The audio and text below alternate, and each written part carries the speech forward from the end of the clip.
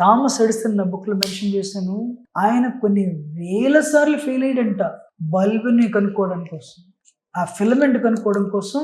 అప్పట్లో టంగ్స్టన్ లేదు, 6,000 varieties of filaments try చేశాడంట. ఒక రిపోర్టర్ వచ్చి, ఏమయ్యా నువ్వు 6,000 సార్లు ఫెయిల్ అయ్యావు, నీకు అంత ఓపిక ఎలా ఉందంటే, నేను 6,000 సార్లు ఫెయిల్ అవ్వలేదు, it took 6,000 steps to invent bulb అన్నాడంట. బా ప్రతిసారి ఫెయిల్ అయినప్పుడు I learn to what I should not do. నేను ఫెయిల్ అయిన ప్రతిసారి ఏది చేయకూడదో నాకు తెలిసింది. అలాగా బల్బ్ కనుక్కోవడానికి 6,000 స్టెప్పులు పడ్డాయి. 6,000 స్టెప్పుల తర్వాత కనుక్కున్నాను బల్బ్. అందుకని thing is end of the world అమ్మా. ఇవాళ ఈ పిల్లలు విశేషించి యూత్ తెలియాలి ఏంటంటే, పరీక్ష పోయింది, దట్స్ ఓకే, మళ్ళీ ట్రై చేయండి. ఆ స్ట్రెస్ మేనేజ్మెంట్ రాసినప్పుడు మీకు టైం ఉంటే ఐ టెల్ 1 minute స్టోరీ. తప్పకుండా. ఒక అమ్మాయి నాకు కాల్ చేసింది ఒకరోజు. కాల్ తీస్తే ఏమైందమ్మా అంటే, నేను ఈ పరీక్ష రాయట్లేదు. ఇప్పుడు ఇండియాలో ఎలాగా మెడిసిన్కి వాల్యూ ఉంది, అమెరికాలో కూడా మెడిసిన్ ఎంట్రన్స్కి వాల్యూ ఉంది. నేనైతే నేను ఈ పరీక్ష రాయట్లేదు.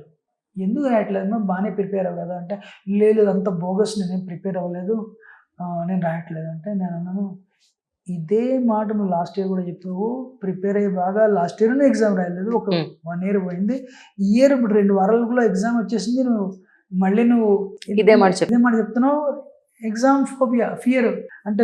లేదు మా అమ్మ నాన్న ఇంకా నన్ను నాన్న మాటలు అంటారు, నేను రాయట్లేదు, మా ఫ్రెండ్స్ నన్ను అండర్వాల్యూ చేస్తారు.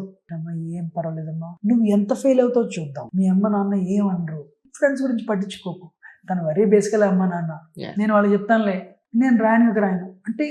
నేను ఎందుకు రాయమంటానంటే, వచ్చే సంవత్సరం ఎంత ఫెయిల్ అవుతావు చూద్దాం. అదే వచ్చే సంవత్సరం ఇది స్టెప్పింగ్ స్టోన్ అయిపోతుంది. ఈ సంవత్సరం 35% వచ్చింది, మనం ఎక్కడున్నామో తెలిసిపోతుంది.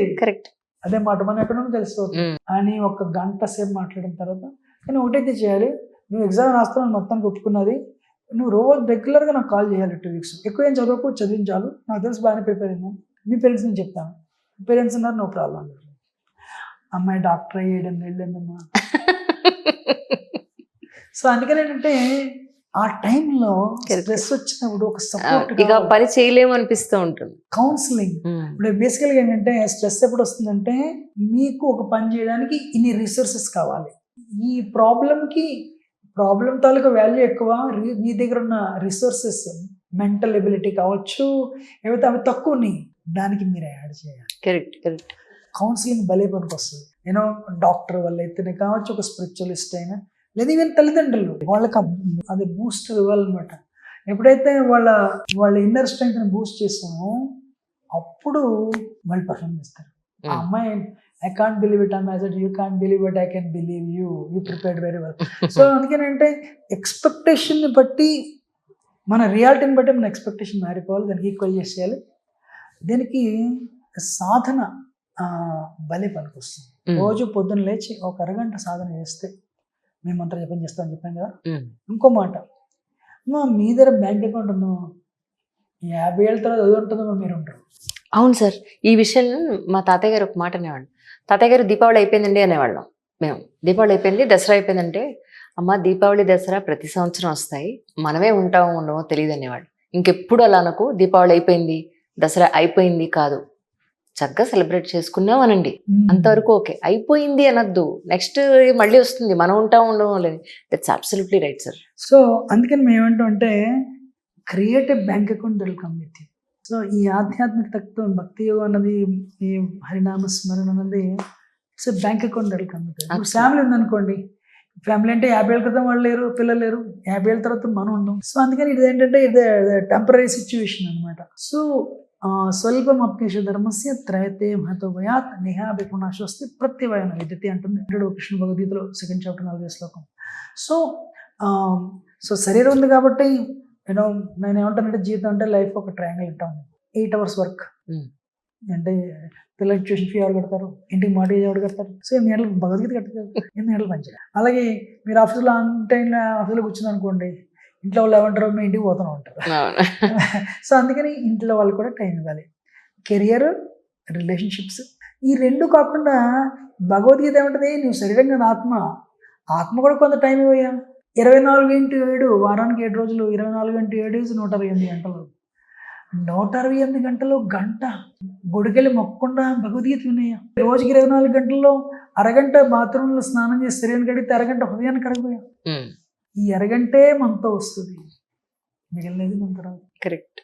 కానీ ఈ అరగంట ఆధ్యాత్మిక తత్వం మీద ఇన్వెస్ట్మెంట్ మనకి ఆఫీస్లో కొలీగ్స్తో డీల్ చేయడానికి పనికి వస్తుంది, ఇంట్లో ఫ్యామిలీ మెంబర్స్తో కాపర్ రాకుండా డీల్ చేయడానికి పనికి వస్తుంది. అందుకని ఈ half an our spiritual life will help you in the career and help you in the relationships. అది మీ థర్డ్ ప్రశ్నకి. రిలేషన్షిప్స్ యూనో, ఈ ట్రయాంగిల్ అనేది రిలేషన్షిప్ తాలూకా బిగినింగ్. ఫ్యామిలీ రిలేషన్షిప్స్ అనేవి చాలా ఫ్రాజైల్, యూనో, చాలా కేర్ఫుల్గా డీల్ చేయాలి. ఫ్యామిలీలో కూడా స్పౌస్ వేరు, పిల్లలు వేరు, మిగిలిన వాళ్ళు వేరు. స్పౌస్తో ఒక రకంగా డీల్ చేయాలి. యాక్చువల్గా ఆఫీస్ ఒకటి, ఇంట్లో అప్లై చేసిన ప్రిన్సిపల్స్ చాలా ఆఫీసులు పనికిరావు. ఇంట్లో వేరు, ఎస్పెషల్లీ స్పౌస్ అండ్ చిల్డ్రన్తో ఒకలాగా డీల్ చేయాలి, అత్తమామలతో ఇంకోలా డీల్ చేయాలి. లక్కీగా వాళ్ళు అన్ని న్యూక్లియస్ ఫ్యామిలీసే. అత్తమామలు అయితే అమెరికా అయితే అంత ఉంటారు. రెండోది, ఇవాళ యాక్చువల్గా ఎల్డర్లీ పేరెంట్స్ వాళ్ళకి నీడ్ చాలా ఎక్కువ ఉంది, ఎందుకంటే ఇద్దరు పని చేస్తారు, పిల్లల్ని ఎవరు చూస్తారు. అదే కదా, డే కేర్కి వెళ్ళి డే కేర్కి డబ్బులు ఇచ్చే బదులు వీళ్ళు ఉంటే వీళ్ళే చూస్తారు. కరెక్ట్. ఆ డే కేర్లో ఏం నేర్పుతారో తెలియదు, వీళ్ళు ఉన్నారు అనుకోండి వీళ్ళు మన కల్చర్ నేర్పుతారని చెప్పి చాలా ఎక్కువ demand. Correct correct correct. Spouse యాక్చువల్గా ఇంట్లో వాళ్ళతో ఏంటంటే, ఇంట్లో వాళ్ళతో ఫిలాసఫీ పనికిరాదు, ఎస్పెషల్లీ భర్తతో లేదంటే భార్యతో. యూ హ్యావ్ టు, వాళ్ళకి మీరు మారారు అని తెలిస్తేనే మీ ఎగ్జాంపుల్ వల్ల వాళ్ళు మారుతారు, కానీ మీ ఫిలాసఫీ వాళ్ళు మారరు. అంటే మీ నుంచి వాళ్ళు వినడానికి రెడీగా ఉండరు. రిలేషన్షిప్ ఉంటే అదే ratio. Let me talk about husband. మళ్ళీ నేను వెనక్కి వెళ్తాను. హస్బెండ్ అనుకోండి, you can give and take. మీరు ఒకటి కావాలి, you want something, you have to give something. For example, మీరు గుడికి పిలవాలనుకోండి, లేదా మీరు ఏదో భక్తిలోకి వచ్చారు, మీ ఆయన కూడా రావాలి అంటే ఆయనకి ఎంత నమ్మకం లేదు. దానికి మీరు ఏం చేయాలంటే, you have to give something to take something. So అది ఇన్వెస్ట్మెంట్. పిల్లలతో ఏంటంటే, ఇంత చెప్పినట్టు 5 నుంచి 12 వరకు డిసిప్లిన్ ఉండాలి, అప్ టు 5 చాలా ప్రేమ ఇవ్వాలి, తర్వాత ఫ్రెండ్స్ ఇవ్వాలి. పిల్లలకి ఎప్పుడు కూడా ఎగ్జాంపుల్. ఏ పిల్లలు కూడా పెద్ద అయిన తర్వాత మా నాన్న భలే లంచాలు తీసుకుని మమ్మల్ని పెంచాడని ఎవరు అనరు. నిజంగానే ఇప్పుడు కూడా పిల్లలు, అరే మా నాన్నేమో మాకు ఆ రోజు ఒంట్లో బాగాలేకపోతే పాపం రాత్రంతా మేలుకున్నారు, 20 ఏళ్ళ క్రితం నాకు ఇది వచ్చింది, అలాంటి గుర్తుపెట్టుకుంటారు. లేదా మీ ఇంటికి వెళ్ళిపోతే వాళ్ళు తినరు, మా నాన్న మా అమ్మ వెరీ డిసిప్లిన్, మా అమ్మ లైక్ ఫైర్ చేస్ట్, ఇలాంటివన్నీ వాడుకుంటారు వాళ్ళు. నీకు వినకపోయినా వాళ్ళకి మీ మీద ఒక అవగాహన ఉంది, అవే they try to portrait to their friends. ఆయన, అరే మా అమ్మ అసలు మా అమ్మ ఆదిపరాశక్తి, అసలు నేను తప్పు చేసి తొక్క తీసేస్తుంది, మాట్లాడుకుంటారు. మీ మీద వాళ్ళు నెగిటివ్ అయినా వాళ్ళు బయటకు వెళ్ళి మిమ్మల్ని గ్లోరిఫై చేస్తారు. అంటే కన్ఫ్రంటేషనల్ గా ఉండేసరికి వాళ్ళకి ఒక క్షణం నచ్చదేమో, కానీ వాళ్ళకి ఏదైనా నచ్చుతాయి. వాళ్ళు ఎప్పుడు మిమ్మల్ని అప్రిషియేట్ చేస్తారంటే, వాళ్ళ పిల్లలు వచ్చినప్పుడు, అమ్మో మా అమ్మ మా నాన్న ఎంత కష్టపడి పెంచారా అని చెప్పి అప్పుడు వాళ్ళకి గ్రాటిట్యూడ్ వస్తుంది. అంతవరకు భరించాలి. యాక్చువల్గా ఈ మధ్య ఒక వ్యక్తి కాల్ చేసి, మా అమ్మ మా నాన్నకి కాల్ చేసి మాడుతూ నేను ఏడుస్తుంటే మా అమ్మ నాన్నకి అర్థం అవ్వట్లేదు, ఎందుకు వీడు ఇప్పుడు కృతజ్ఞత చెప్తున్నాడు అంటే, మా పిల్లలు మాకు టీనేజ్ పిల్లలు ట్రబుల్ ఇస్తుంటే ఇదే ట్రబుల్ మా అమ్మ మా నాన్నకి మేము ఇచ్చానని చెప్పి నేను వాళ్ళకి చాలా కృతజ్ఞత పూర్వకంగా ఇండియా కాల్ చేస్తున్నాను అమెరికా నుంచి. వాళ్ళు ఎందుకు నువ్వు అలా మాట్లాడుతున్నావు అంటున్నారు. సో అందుకని అంటే, మీరు స్ట్రిక్ట్గా సిన్సియర్గా డిసిప్లిన్డ్గా మీరు జీవనం సాగించడం అనేది వాళ్ళకి మంచి ఎగ్జాంపుల్. మా ఫౌండర్ ప్రభుపాద్ గారు ఏంటంటే, ప్రపంచం అంతటినీ ప్రపంచంలో చాలా వాళ్ళు మాకు 1200-1300 టెంపుల్స్ ఉంటాయమ్మా.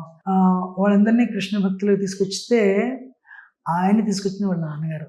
ఆయన అంటారు, మేము చిన్నప్పుడు పొద్దున్న 10th గంట భాగవతాన్ని కృష్ణ కింద రాశారు, అది వాళ్ళ నాన్నగారికి అంకితం ఇచ్చారు ఆయన. మా నాన్నగారు మేము చిన్నప్పుడు నిద్రలేస్తే, మేము కళ్ళు కూడా నిద్రలేచినప్పుడు మా నాన్నగారు కృష్ణుడికి ఆరతి చేస్తారు, రాధాకృష్ణుడికి ఆరతి చేస్తూ ఉండేవారు అంట. ఎప్పుడు అదే చూస్తాను నేను అని చెప్పి ఆయన ఎన్నో మెన్షన్ చేస్తారు. మా ఇంటికి ఎంతో మంది సాధువులు పిలిపించి, మా అబ్బాయికి కృష్ణ భక్తులు వచ్చేలా చూడండి, రాధారాణి కృప వచ్చేలా చూడండి అని చెప్పి ఎప్పుడు అదే బ్లెస్సింగ్ అడిగేవారు. మా నాన్న అంతకుమించి ఏది అడిగేవారు కాదు. ఆయనకి ఫస్ట్ బిజినెస్ ఏమో కృష్ణ భక్తి, సెకండ్ బిజినెస్ ఏమో ఆయన యాక్చువల్ బిజినెస్ అని చెప్పి అంత ఇంప్రింట్. ఇవన్నీ వెస్టర్న్లో చెప్తున్నారు ప్రభుపాద. సో ప్రపంచాన్ని నన్ను మార్చింది మా నాన్నగారు అంటారు, నా ఫస్ట్ ఎగ్జాంపుల్.